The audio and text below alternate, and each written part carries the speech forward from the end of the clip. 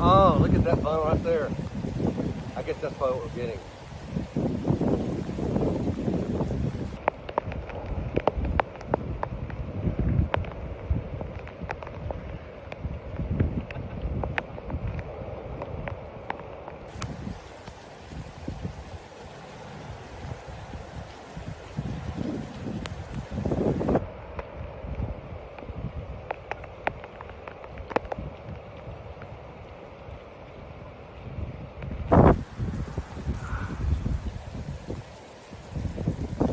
Coming down a little further, isn't it?